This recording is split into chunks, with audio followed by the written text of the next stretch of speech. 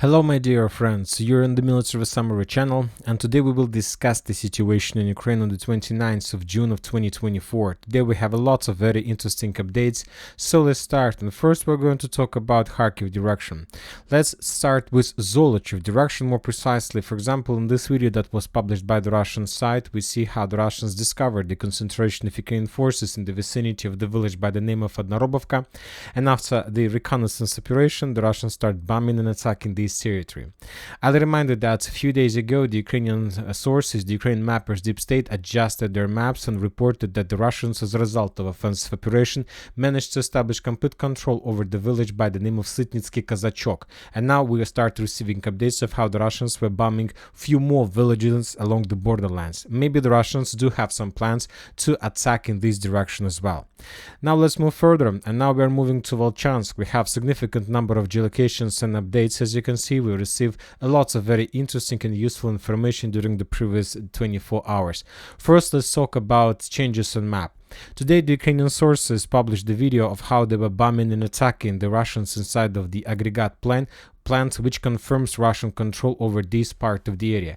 I'll remind you that according to information we received during the previous weeks or months of clashes for Volchansk, most of aggregate plant was captured by the Russians, but without any geolocations confirming this. So if you take a look at the map, you're going to see that some part, the eastern part and the southern part of Volchansk still remains in the gray zone, or more precisely in contested area. And today we got the video, once again this video that you can see right now in front of your screen, how the Ukrainians were bombing the Russians inside of this building. And based on this video, we have adjusted the map and added additional building under complete Russian control. Now let's move in the southern part. In this area, we have additional changes from different mappers. According to information we have for now, without any geolocations, any confirmations, the Ukrainians, as a result of counteroffensives, managed to restore control over additional streets and buildings in the southern part of the north of Volchansk. So this territory was restored by the Ukrainians as a result of clashes. For these purposes, the Ukrainians redeploy and send their forces from the southern part to the northern part, mainly in the vicinity of the road T2108, this one, and mainly in the vicinity of this bridge. The Russians, of course, see everything, and when the Ukrainians sent additional batch of soldiers, the Russians attacked them with artillery, attacked them with drones, trying to destroy as many as possible Ukrainians during this process. For example, the Russians reported that as a result of clashes, as a result of another attempt to send forces from the southern part in the northern direction, the Ukrainians lost 50 soldiers. Furthermore, besides this area, the Ukrainians continue building or trying to build additional pontoon bridges, additional areas with the crossings that they can use for sending additional reinforcements from the southern part in the northern direction. In this video, for example, we can see another engineering machine that was sent by the Ukrainians to build another pontoon bridge, but the Russians managed to discover and to destroy it. And you know that the situation in the northern Volchansk is very critical and was very critical, but now everything starts developing completely in Russian favor. The thing is that the Ukrainians, due to difficulties and due to destroyed bridges and, let's say, crossings along Vovcha River, were able to send just light infantry in the northern part and to fight with the Russians just with light infantry. The Russians had the same problems. The Russians didn't have possibilities to send tanks and armored vehicles very close to Vovchansk because the Ukrainians were tracking them, discovering them and destroying them. At least the Ukrainians are saying like this. So that's why the Russians were able to send just like the infantry as well in the north of Volchansk. So that was everything like 50-50. Both sides control some industrial zones, some high-rise building areas. The Ukrainians control the citadel, and control the citadel, the Russians established almost complete control over aggregate plant, and the clashes were between light infantry. But starting off today, the Russians somehow managed to bring armored vehicles and tanks inside of the northern Volchansk.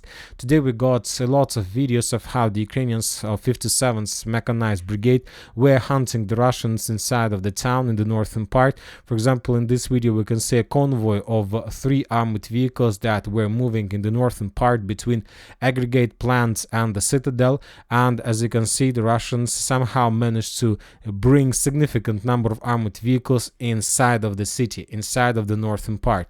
And of course, course, this gave and brought the Russians significant superiority. The Ukrainians don't have these possibilities. As I reminded that during the previous weeks, the Ukrainians made a lot of attempts to restore control over the main supply roads between the village of Tikha, this one, and the eastern Vovchansk. So the Ukrainians made lots of attempts to attack the Russians in this area, trying to restore control, but most of those attacks were repelled by the Russians, and the Ukrainians haven't managed to restore control over the road, which means that the Ukrainians haven't managed to restore the road that they can use for the deployment of armored vehicles and tanks inside of the northern part. But on the other hand, we see that the Russians managed to do this. So of course, having tanks and inside of the city from one side and complete absence of tanks and armored vehicles from another side means that the days of the northern Vovchansk are numbered. But despite regarding these reports about vehicles and many other things, today we got also very interesting video from the southern part of the northern Vovchansk. Let's take a look at this video. And this video was published by the Ukrainian sources, and in this video you can see a Ukrainian soldier who was geolocated right exactly in the area of icon that you can see on the map, and the Ukrainians were inside of the building, and they were expecting when the Ukrainian drone will drop additional bottle of water. And that means a few things. First of all, probably the Ukrainians were here, so obviously they were here, and the Ukrainian drone was flying somewhere here and dropped them the water. So which means that either the Ukrainians in this area are encircled, or the Ukrainians are located very close to the Russian positions, and there is like a crossfire. It was very difficult, for example, to bring reinforcements using vehicles or on foot, because there are a lot of snipers and FPV drones. So this is very interesting situation, but the Ukrainian sources that published this video reported that they don't know for sure when exactly this video was made. Maybe the video was made, let's say, yesterday or the day before yesterday. Maybe the video was made months ago, so they don't know for sure. But if the video was made, let's say, yesterday or even today, we can make a conclusion that Ukrainians, as a result of counter-offensive in the southern part, managed to restore control not just over this territory, but to move even further and to establish complete control over the Vovchansky Lycey, Vovchansky College number 2. So for now we're not going to change the color of map, to make any adjustments, because we need more details from Ukrainian sources, because the source that published this video once again reported that they don't know for sure when exactly this video was made, in the beginning of June or maybe yesterday. And this is very important, because in the beginning of June the Ukrainians controlled this territory, while the Russians were trying to get as close as possible to the encircled Russian soldiers inside of the aggregate plant, and the Russians managed to in the end the Russians managed to capture this territory. Or on the other hand, if the video was made yesterday, this is completely different story. We can see right now inside of the northern part of Vovchansk. Now let's move further in Kupiansk direction. We have a lot of very interesting updates. We will bypass the northern Kupiansk because we have just artillery strikes, no changes on map. The most important changes on map are coming from southern Kupiansk direction, where where the Russians are moving, let's say, from Chervonopopovka towards the Ukrainian positions along Oskol River, and as a result of offensive operation, as a result of broad front line attack, the Russians managed to improve their positions and to capture additional fields, tree lines, and the fortifications and strongholds of the armed force of Ukraine. So significant territory was captured, as you can see, and this information was confirmed by different sources, including pro-neutral sources and including pro-Ukrainian sources, Deep State. For now, we haven't received any geolocations confirming this progress, but obviously this is very interesting. The Russians will continue moving the same way, obviously, with the purpose, as a result of the next, let's say, stage, a next wave of offensive to capture everything that located to the right of this red line. After this, they will be able to establish complete fire control over Ukrainian positions from Makiivka to the south in direction of Yampolovka. On the other hand, we see that Ukrainians also try to counterattack and to improve their positions before the Russians are able to get this red line. And for these purposes, the Ukrainians were attacking from Yampolovka and Terny towards, let's say, Dibrova, Dniprova, and as a result of those attacks they managed to restore control over these forests and these tree lines. We have a lot of geolocations confirming this. In this video we can see the Russians were conducting reconnaissance operation. They managed to discover the Ukrainian soldiers moving along these tree lines, and then they start bombing them. In this video we can see another stronghold and shelter of armored forces of Ukraine that was under very heavy fire from the Russian side. In this video we can see the drone that was attacking the Ukrainian soldiers also in the same direction. So we see that the Ukrainians managed to restore control first of all and to concentrate significant number of forces in this direction as well. So obviously the next few days are going to be very interesting. Today the Ukrainians also published another interesting video in the vicinity of Dibrova. They shown us how the tank T-64 of armored forces of Ukraine was attacking the Russian forces between Dibrova and Terny. That was something weird and very interesting because the Ukrainians were operating just with one tank, but the interesting thing that the tank managed to reach Russian positions and to destroy the Russian strongholds, let's say within a distance of maybe 5 or 10 meters. So he got very close, and it was very desperate action from the Ukrainian side, and currently we don't know for sure whether the Ukrainians managed to establish complete control or the tank used the ammo it had and then returned back to the mainland. Anyway, this video gives us some understanding of the situation in this gray zone, because as you can see we have a very significant part of the fields between Dibrova and Tarskoy, Yampolovka as a gray zone, because we didn't have any updates who were controlling this territory. Now we have more or less reliable information who control the northern part and who control the southern part. Probably we will adjust the map before the next video. Now let's move to Bilogorovka direction. The Russians, according to some mappers, improved their positions also in the vicinity of along the Seversky Donets river, and the Russians are getting closer and closer to the Ukrainian bank of Seversky Donets river from the north. Maybe the Russians do have some plans to cross the river. Currently I can't tell you for sure, but during the previous months the Russians were concentrating in this area. They concentrated their fire heavily in this area. We see lots of strikes in this part of Seversky Donets river bank of the river. We have lots of artillery strikes, FPV drone strikes. So probably the Russians do have some plans, and of course they need to take under control this part to get closer to the village of Grigorovka. After that, the Russians, after the village of Grigorovka, the Russians will be able to move further in direction of Serebryanka and then further in direction of Siversk. As we discussed, probably Siversk is not going to be the main battle of summer campaign, of military campaign of 2024, but most likely the biggest battle for Siversk is going to start somewhere in the early, or will be finished somewhere in the early autumn, maybe in September or in the beginning of October. But the months of this stronghold obviously are numbered. As for the southern part, Razdolovka, Veselaya, Vyimka, we haven't received anything important, so let's move further. Now we're going to Chasiv Yar. We have lots of very interesting updates and geolocations. We have improvements of the Russian positions between Kalinovka and Chasiv Yar itself, and we have improvements of the Russian positions inside of the Krasnogorovka Chasiv Yar citadel. According to mappers, the Russians managed to improve their positions first of all, but according to geolocations, we have the video confirming the Russian presence in the most western part of this area along the Seversky Donets-Donbass Canal. This is the part of Seversky Donets-Donbass Canal that it is located on the surface. This is very important video, and let's take a look in this video in details from the beginning once again. These are the pipelines of Seversky Donets-Donbass Canal, and this is the group of Russian soldiers, sabotage group, that crossed the canal and moved further in the western direction, entering the forest. This is very important video. The Russians were geolocated in this part, so the Russians were moving something like this. They crossed this small road and entered this forest, and based on the video, the Russians continue moving further in the western direction. We don't know for sure where exactly the Russians stopped. Maybe the Russians stopped here and then returned back. Maybe the Russians stopped here and then returned back. Maybe the Russians stopped here. Nobody knows because video didn't show us the process. But anyway, we should admit that most likely the gray zone on the Ukrainian side of Seversky Donetsk-Donbass Canal in this area is much bigger in comparison with the current gray zone we are showing on the map. So most likely this entire territory is not under Ukraine control, but probably there are very heavy clashes exactly in this area. And of course, if it's true, this is obviously a significant problem for the Ukrainians, because the clashes already started on the Ukrainian side, and this is basically the battle, the beginning of battle for Chasiv Yar, the central Chasiv Yar itself. Now let's move inside of the citadel, Chasiv Yar citadel. We have just one geolocation that was published by the Ukrainians.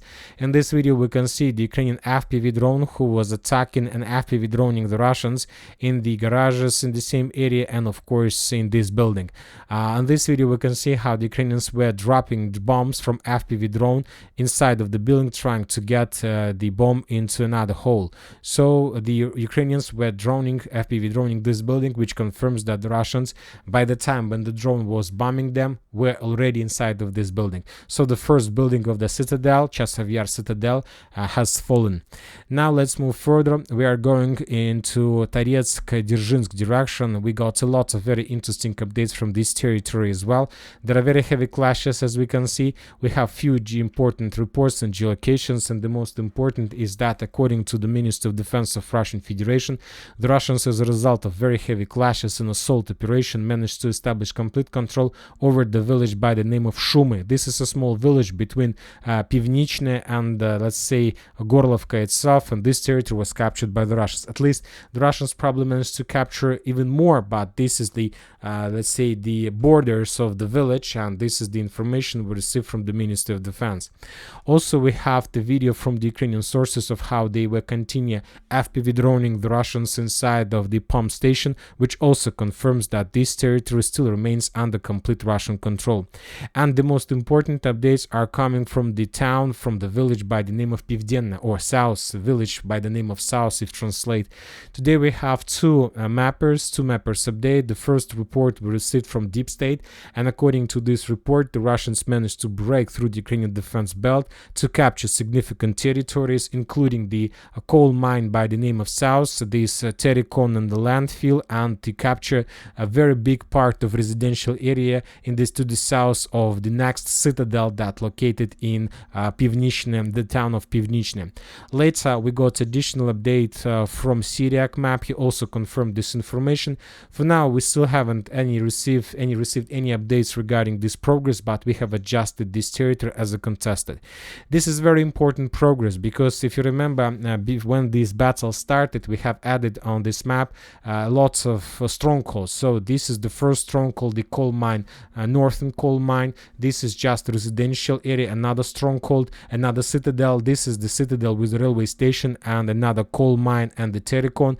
This is the high-rise building area, another citadel, and this was the fifth citadel with coal mine, Terikon and the landfill. And as you can see, somehow the Russians managed to capture this territory and to force the Ukrainians to fall back. And the thing is that now the Russians reach the operational space. Now the Russians, of course, they can and they probably will move further in the northern direction, trying, let's say, to bypass the next citadel and to cut this citadel from supplying support and to force the Ukrainians to fall back, or even to encircle them and to create a cauldron. Now the Russians can do whatever they like in the northern and the northwestern direction. But as for me, now the Russians also got another possibility to move further just in western and southwestern direction. Let's call it in direction of Nilipovka, a small village that located in the northern part of New York.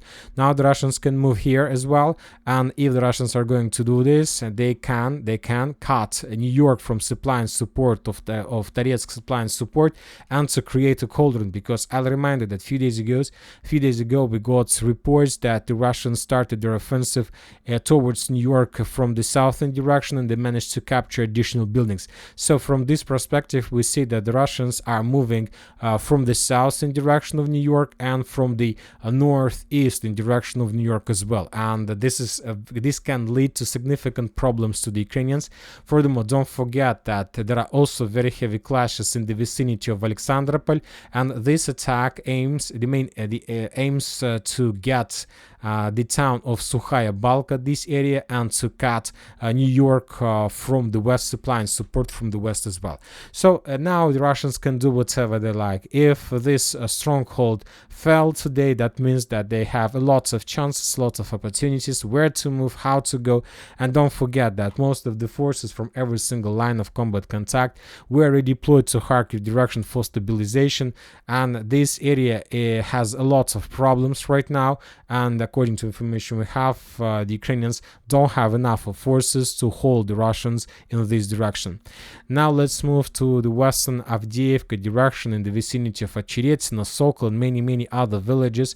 We have significant improvements from the Russian side. Today we have a report that the Russians established complete control over Novoalexandrovka and managed to improve their positions further in the northwestern direction by taking additional 3 lines in the fortifications under control. So now the Russians have just few square meters, probably few meters from their edge positions towards the next defense belt, just 1 kilometer, and they can enter the next defense belt in the main stronghold of the village by the name of Vozdvizhenka. We can't tell for sure when exactly the Russians are planning to start these movements, but most likely very soon.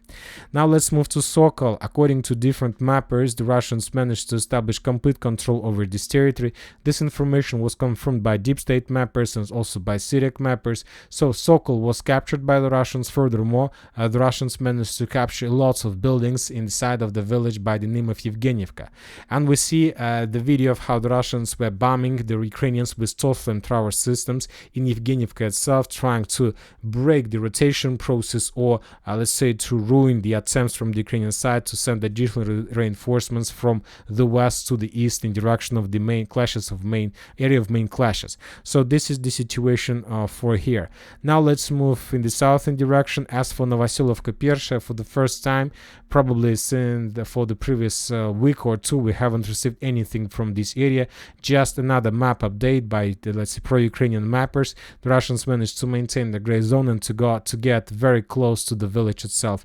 Currently, the distance between edge Russian positions and the first buildings inside of Novosilovka Persha is less than 2 kilometers. But the most important is that the Russians, with their movement further in the western direction, also move their work of their FPV drones and artillery systems. In this video, as you can see, we can see a convoy of Ukrainians who were heading from Novosilovka Persha towards Zhelana. So this is another evidence that confirms that Ukrainians try to abandon their positions and to evacuate as many as possible forces, but the roads are under complete Russian control. And this video we can see another Bradley armored vehicle that was destroyed, let's say, much further in the western direction in the vicinity of the village by the name of Zhelana. In the same area we can see another maybe Max Pro, maybe just a regular truck that was destroyed as a result of Russian FPV drone strike. Just a truck, light vehicle, probably the vehicle of FPV drone operators. Also we have few more FPV drone strikes. So the Russians control the territory, the Ukrainians can't show any resistance. And just to show the picture, just to understand the situation, of course it's always useful to increase the numbers of updates since the beginning of months, and we can see that just for June the Russians destroyed probably already hundreds of armored vehicles, light vehicles, different types of vehicles just in this direction. The Ukrainians were trapped in this area for 2 months and they suffered significant losses. Hundreds of vehicles were destroyed just for 1 month of clashes, or maybe just damaged, maybe not destroyed, but obviously after such a damage these vehicles should be, let's say, redeployed back to service centers and repaired. Now let's move to Krasnogorovka. We have the final days of the battle for this stronghold as well. The Russians are moving from the southern part along Gelagichna Street, and the Russians managed to improve their position significantly inside of the residential area. We have confirmation from different mappers about this progress of the Russians. This information was confirmed by pro-neutral mapper Syriac, as I remember. Also we have reports that the Russians managed to improve their positions in the northern part as well. All these reports we got based on the let's say, neutral mappers, not pro-Ukrainians. Pro-Ukrainian mappers haven't published us anything about this direction, but we have very interesting and additional reports from pro-Russian mappers. So according to pro-Russian sources, the Russians managed to move even much deeper, much further in the western direction, and as a result of clashes, as a result of offensive operation, the Russians managed to capture these territories in the northern part of Krasnogorovka, and currently this is obviously significant progress, as you can see, and this is already a cauldron. The Ukrainians have a very short road, very short, let's say, corridor for evacuation, and most likely not every single Ukrainian currently is able to abandon his position and to withdraw towards more reliable positions somewhere in the vicinity of Zariana. So the Ukrainians were ambushed, Ukrainians got, let's say, captured by the Russians, blocked by the Russians, and this is the final days of the battle for at least the southern Krasnogorovka. We are not talking about the residential area that located in the northern part of the river by the name of Lazova. So, and most likely before the NATO summit in Washington that is going to take place in July, the Russians will capture the stronghold completely. And currently, as I understand, all these Russian attacks, these progress, these improvements in Vovchansk, Krasnogorovka, the Avdiivka direction have just one purpose: to show before the NATO summit in Washington that Ukraine is no longer able to hold its positions, and if NATO countries wants to slow down the Russians, they need to send their own forces, significant number of their forces. But obviously we understand that I'm not sure that NATO countries want to send thousands of soldiers on the territory of Ukraine. Now let's move in direction of Maximilianovka. We got additional updates from this territory as well. The Russians, as a result of offensive operation, managed to improve their positions and to capture additional 3 lines in the east-southeastern part of Maximilianovka. So a week, 2 weeks ago, we got the first updates about the Russians there. Now we got significant progress, as you can see. As for Konstantinovka, we have lots of reports. The Russians managed to improve their positions in these fields. As you can see, the Russians didn't capture these territories like as a result of assault operation or something like this. It was made by the Ukrainians. They abandoned their positions towards more reliable because it was more and more difficult to hold these territories under very heavy Russian fire.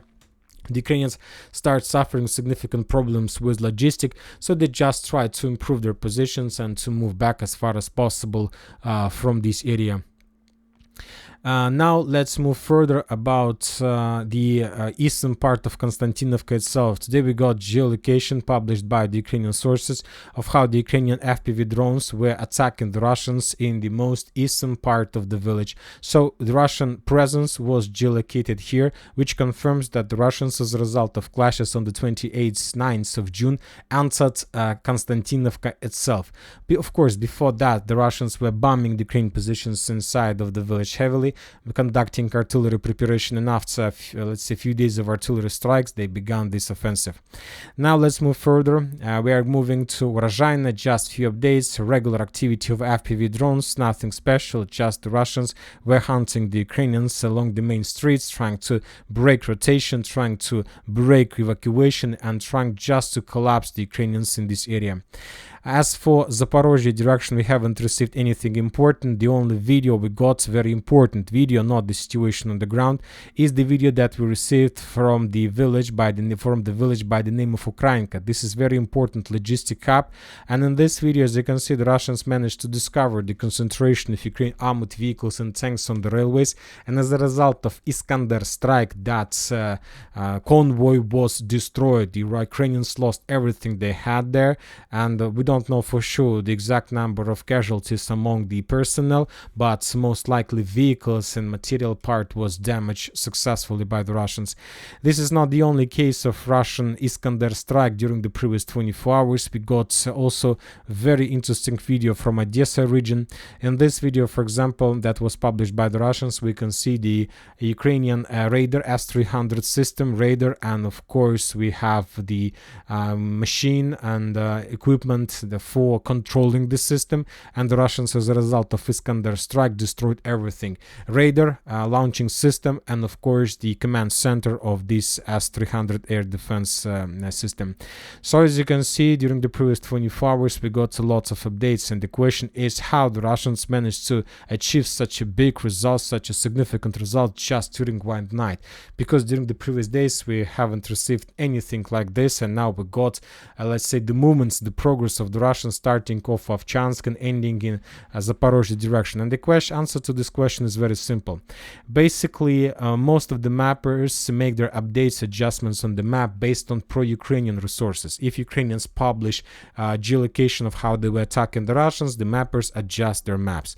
So as I understand, during the previous weeks, the administration of Joe Biden demanded the Ukrainians to stop any progress of the Russians. Of course, the Ukrainians can't stop the Russians on the ground, so that's why the Ukrainians decided to stop the Russians not on the ground but in media. And the Ukrainians stopped publishing any updates about additional Russian progress because Biden demanded, and the President Office of Biden demanded, to keep silence and not to give additional benefits for Donald Trump before the debates. Because if this progress, let's say, we could see right before debates, of course Trump would be ruined by not Trump but Biden would be ruined by Donald Trump with additional questions and additional remarks regarding the situation on the ground in Ukraine.